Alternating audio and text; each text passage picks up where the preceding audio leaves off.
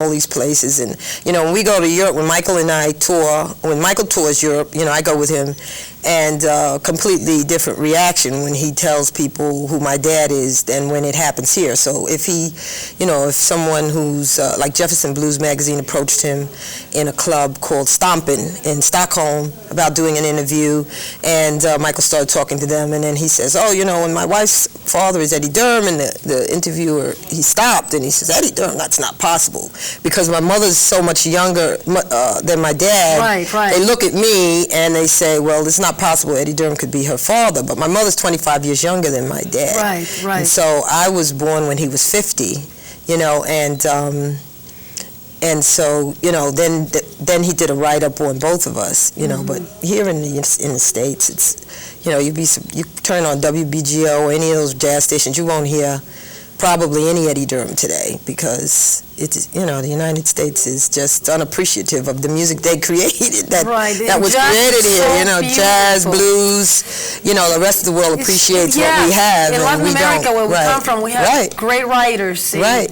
Great writers, and I gotta tell you, we have great writers. We really do, and we love jazz. Yeah. We love jazz. We love great music, and what an honor. Yeah, thank you. To have your father, you know. How do you look like him? What makes you say, you know, I'm his daughter? Like, do you have features? In terms of similarities, your character, your behavior, like what? How do you see that? Well, features, I guess I look just like him. I guess. Yeah, and the smile. The Sissy Gamache Show.com. Gamache. Oh, Topsy, you hurt my feelings now. Gamache. Oh, I need a drink. Michael, give me a drink. I'm dying here. Bring on the alcohol. I need some. We need some. What do you call it? It's a magic word for that. Potion. Ocean? Potion. Potion. Oh man, I gotta tell you. Yeah, I lost the subject. Where were we? We'll post a picture of Eddie Durham on their website. We will do that. We will do it even in post-production as well, because your dad had a great smile. I've seen the documentary. I was so impressed. But Phil Shep says I laugh like him. Oh, and I can't really do it unless it just comes, you know. It's like a real high. Very, very high. In terms of your character, your energy, like what similarities? What do you think we're different. My father was very, very, very laid back, meek person, never really got upset, never. Oh, God. I never saw him get upset or raise his voice or anything like that. I'm not like that. You know, he kind of let people run all over him, and I guess you could say I did all the cleanup, you know, after, when I got his estate, I had to be the bulldozer to go through and this woman reclaim stuff that he, you know, he was a great contract person. Like, he did get everything on paper, got all his copyrights together, but he was not like an enforcer type of a person to make sure he received what was due him, he was supposed to get, you know. So other people started putting their names on his copyrights, and you know, there's a lot of, well, that was common because the band leaders would usually have to be a co-writer for you to put it out, although, you know, he was usually the pedestal that his writings were the pedestals they were all standing on. But you miss your dad? Hell yes, absolutely. And I have, you know, luckily, I mean, I have audio tape of him speaking, you know, in interviews and stuff. And I mean, I would recommend everybody audio tape your parents. So, you know, when you're missing them, you can pop in the tape or the DVD and you can hear them talking. You know, there's nothing wrong with that. Beautiful. I mean, I'm lucky because he was in, you know, music field, and so people did record him, you know, speaking. So I have that, you know. That's a legacy. Your father has a whole legacy. It's incredible. I can keep reading and reading and reading, and it's a lot. It's overwhelming. It's overwhelming. Now I want to talk about the relationship, the manager, the woman of power is you here. Okay. Topsy, show me some tips. How you make it happen? I want to hear the magic. I want to hear the how you make it work. The magic to managing for me is to first only manage someone that's intimate to you. Okay. So in other words, Sarah McLawler, who you had on your show as well. A lovely lady. She's 84, 85. She worked with my dad. She doesn't look 84, 85. No, she doesn't. And she's still playing. She plays every weekend at Shea Josephine's. She worked with my dad, and she worked with the all-women's bands that my father was involved with, and they co-wrote a song together my whole life through. And, you know, I saw that she needed help, basically now, you know, in her older years as far as her career. So, you know, we would always see each other at St. Peter's Church or at the jazz events there, or, you know, we'd run into each other at different events, and we just clicked. So she became my mentor, which was funny because my father was her mentor. Incredible. You see how life works? And Isn't that interesting? so I started helping her and managing her. Then, you know, of course, my brother Eric, he's a person who most musicians can't do it all. You know, and I never had the desire to be a musician, so I'm the back office person. I like the paperwork, the making sure people get paid, they have to get signed up with ASCAP. Wow, you're the tiger lady. Or Sound Exchange. I'm afraid of you, Topsy now. Topsy now, I'm afraid. You're the tiger lady. So it's more, I don't do like bookings. I mean, I do book Michael on festivals, but I'm not like a person who goes out and tries to book people in clubs. That's not what I do. Okay. You know, so Angel Rose, you know, it's hard to explain. You know, we have a relationship where we talk almost every day, and we talk about the music business, and, you know, I'll turn her on to different websites that are looking for her particular thing. She sings opera, and that's a part that is not so well explored, so I'm trying to help her explore that, because my father wrote opera as well. You know, we found opera music that he wrote after he passed, and so, you know, she's listening to that. We're thinking about doing a project together. So it's more collaborating and helping them to see that when you're in the media, it's a certain way, and it should always be, you know, a certain way. And with Michael, it's a little more intense because, of course, we live together, we're married, and, you know, so with him, you know, I do everything, basically. Yeah, you know, run the show. He doesn't mind. He doesn't mind, and I don't mind doing it. So, you know, we do that. And you have, most likely, it seems to me that you have, it's kind of like very subtle, I don't know how can I describe it, but it's very much in tune. You guys seem so connected, right? Yeah.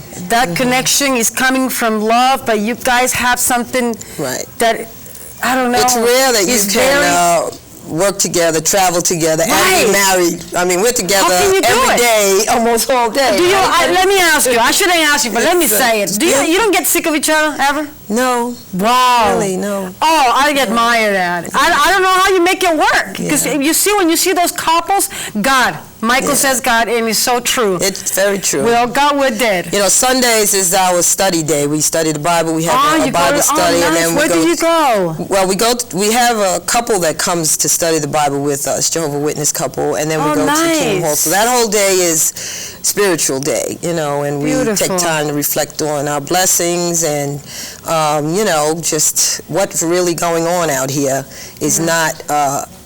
It's not about, you know, us, really. Right. You know, it's a war of spirits. So you gotta, you know, tune into what you believe in and do what you like. I mean, my biggest obstacle, I know you were asking me I wanted to ask you that about you, my mind. Thank you, because I always ask that question. We got 5 minutes to go, Topsy. I hate to say this, but it was when I had to work a 9 to 5 and I was doing all of this. And I hated it. I really hated it. It's so hard, but Topsy, we gotta pay the bills. Come on. Right, exactly. We gotta pay the bills. Yes. So how you keep that fire, that flame alight? They say, oh, this is what I want to do. You know, this is to me the biggest challenge in New York is to be able to pursue your dream, to make it happen. But God, you gotta pay the bills. It's tough. Yeah, it is tough. And you gotta be connected and be strong and keep fighting for your dream. Right. Luckily, I have some royalties from my dad to help me out. And, you know, that's incredible. You know, this is, I mean... Michael's rich. Michael is a rich man. And I can tell you right now, like I said, I'm still broken. I'm still broken. You broke my heart. I know you're laughing, but I'm not laughing. I was like, when you have these interviews, it's so much fun. You can see that this is fun for me. Yeah, you're a great interviewer. Thank you. I really enjoy it, but I remember very clearly in my head when I have the pleasure, the privilege to have your husband here, and he was so down to earth. He's a class act. Yes. Okay, you're a class act, Michael. Absolutely. And I was like,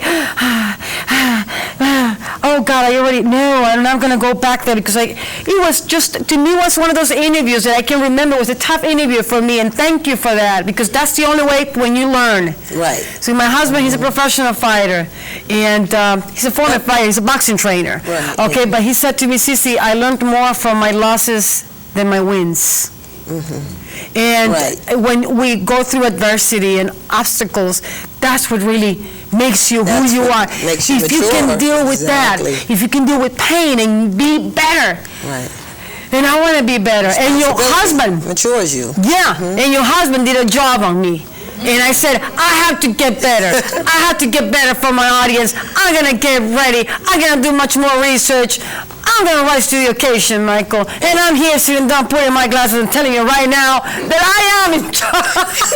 We're going to put a link to Michael's interview now under mine because everybody wants to see what happens. I want everybody to see your work, your husband's work, your father's legacy. Your father's legacy. Yeah, let me just mention that the August 19th Eddie Durham Day. Now, it was too hot in Texas to do anything in August. That's your camera, please. We used to do. It's been turned over to Texas State University, and they do it in February, the first Friday in February usually, and that's in San Marcos, Texas. And Jazz at Lincoln Center did a week-long Eddie Durham tribute, and we're hoping to do that again next year. And DurhamJazz.com is the website for my father, and stratospherictalent.webs.com is my website, which has a page on each of the artists that I manage, and that's it. We got it done. We got it done. How do you see the world nowadays, Topsy? What do you see? Do you like what you see? I see biblical prophecy coming true, period. Yes. It's happening. Critical times. In our critical times, hard critical to deal times. with. Absolutely. Economical turmoil. Right. Is it going to get better? Not under our rulership, no. Right. But we have hope for the future. Oh, absolutely, yeah. We're hoping that things are going to get better. I mean, if you believe in the Bible, which is the only thing we have to believe in, really, if you think that there's some instruction from a creator, it's in the Bible, and if you really study what's in it, then you'll know exactly what's happening now. Right. Otherwise, you can walk around in fear, and I mean, if I didn't have that, I'd be a frantic mess. Yes. I mean, that's what gives you... Who could have thought 20 years ago that what's going on now would be going on all over the place? But it's so much going on. This is why Michael's new CD is called Revolutionary Boogie, because... say that name again? Revolutionary Boogie. I love that title. Yeah, because of all the revolutions going on. And an awakening. He and my brother co-wrote a song called Uprising on that CD, which is, dedicated to all the uprisings everywhere. Everywhere. It's gonna take work. This is a mess what we're living. Everybody reacts. Don't think, just react. Yeah, and exactly. That's a problem. Yeah. It's not a good sign, but... Let me tell you something. My dad used to tell me 40 years ago, 30 years ago, New York is going to become a place for the rich and the homeless. He always used to say that. And isn't it not coming true now? It is true. And you know what scares me is the indifference. That when you're walking and you see a homeless and you see somebody who doesn't have food, and it breaks my heart. I have to stop. Yes. And just grab, the hand, and I feel that everybody is so indifferent. Yeah. I mean, what is it? What does it matter? Is money the answer? I mean, I don't want to sound biblical here because I love God from the bottom of my heart, but it's just we've become callous to seeing it so often. Yes. So much it's like it makes me feel that we have to appreciate what we have, because that's all we have. We do. You do. You count your blessings every day. We gotta count that we're out. It seems like apparently we're out.